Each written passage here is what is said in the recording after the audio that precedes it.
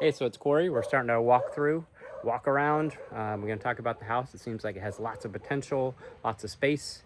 But we're going to go ahead and walk around, talk about the things I've looked at, but then also answer any questions that we have here.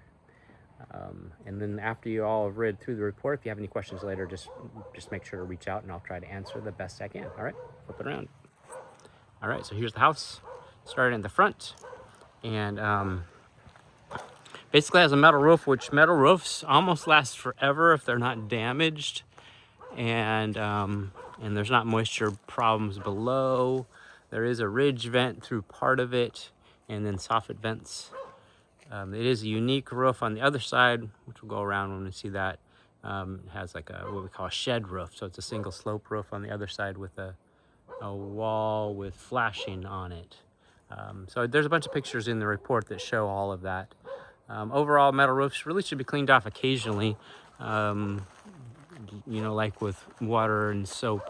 But because of the trees and like the valley up there, there's going to be debris dropped, and that should be cleaned out on a regular basis, as well as the gutters. Because then, if they're not, we actually have a problem right here. So there's debris built up there in that valley, and it overflowed, and then it's caused this dry rot right there. So these fascia boards need to be replaced.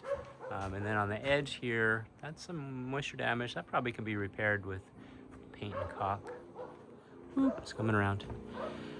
But on this one over here, also probably water coming over the edge of the gutter.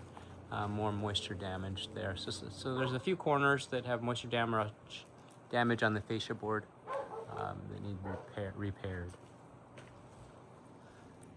So that's about it for the roof. Talk about windows real quick. There's mostly vinyl windows, but there are still a couple aluminum windows. The up and down windows, like they're on the front, those ones I think both work, but there are a few of the springs that need some repairs. And actually that one closest to us looks like it's a little crooked, so one of the springs might be off a little bit and need a repair. It's not too hard to repair, but like one of them, it won't stay up at all someplace else in the house. So here, again, more moisture damage at the fascia boards or the ends because of moisture coming off. And then several of the downspouts are disconnected.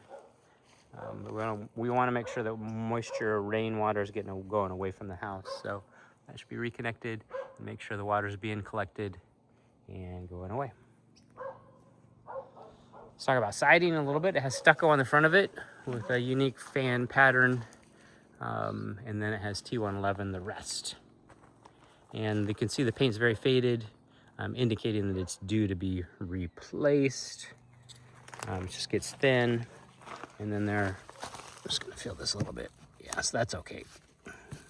There are some places where there's some moisture damage. Here they've painted over some moisture damage, but I think that's fine. Just wanna keep it painted. And then here they've replaced a window, and they never replaced the trim to cover up the gaps. So wind, blowing rain can be pushed in there underneath the siding. And then again, you can see that the paint's real thin, and it looks like they took these panels off and then replaced them, and the nails put in the same place, but the nails haven't been recaulked and repainted, so that's necessary. And there's one aluminum window there. I think that's in the bathroom.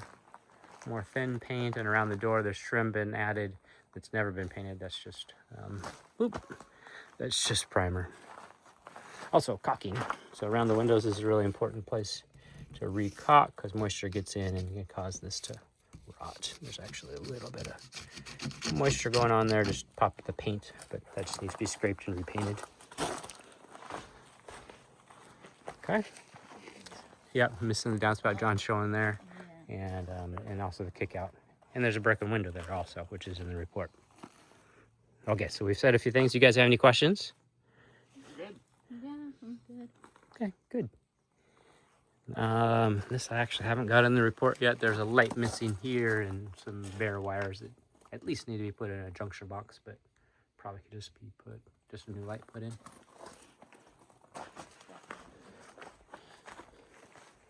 And here's another one of the aluminum windows, which we recommend them being replaced with vinyl. Aluminum just does not work very good in our climate. They conduct heat, and this one actually has a failed seal, and that moisture there's inside in between the two panes of glass. Here's one of the attic accesses, and might as well talk about that. It's open, and this one's just over, basically over this living space here, below it. And there's insulation up there. The framing looks fine. There is a little bit of mold on the underside of the roof, which we find very often in our Western Oregon attics.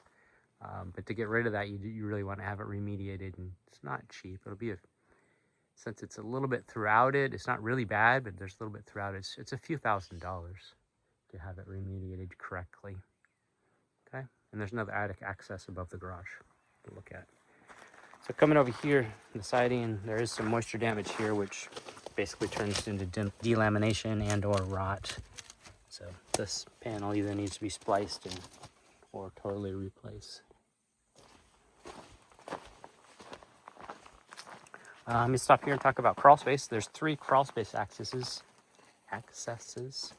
and we passed 2 of them. This is the 3rd one.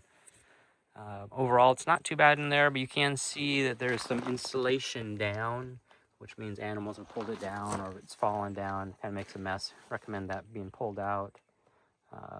Just clean up the mess. I'm thinking, was there anything else? Not a whole lot. Each crawl space is different. This one has newer TGI floor joists. The one over there in the middle, trying to remember. It has, I think it has just regular wood floor joists, and the far one has post and beam.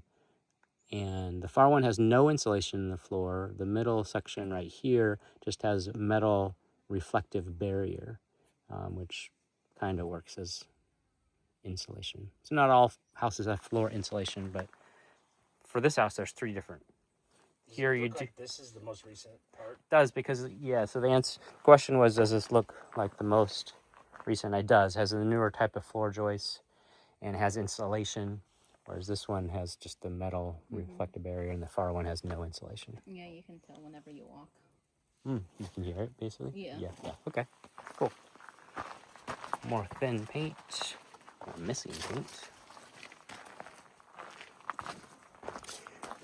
So let's go ahead and walk through here. Just talk about decks a little bit.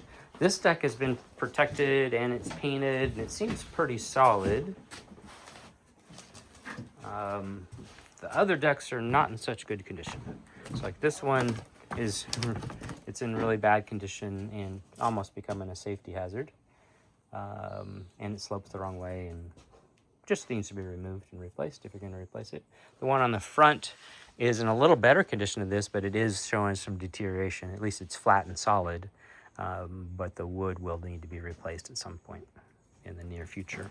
We could talk about the patio cover, and there's some things to like about it and some things not to like about it. There is some dry rot around the screen windows, both on this side and the other side.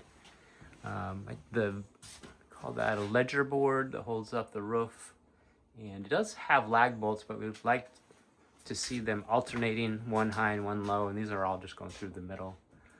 So that's not quite right, but so I wrote it up. It's not a huge deal though. You do have 2x4s coming down that also support it. It is really dirty because of the trees. And what was the other thing? Oh, and just as far as design, when you come on the driveway, there's a lot of different roof angles coming in, and it's complicated. It doesn't look all that great. Okay. Oh, let's talk about electrical real quick before we go in the house. So you have 2 electrical meters. This one has a electrical panel right here, and so it has breakers right there, easy access.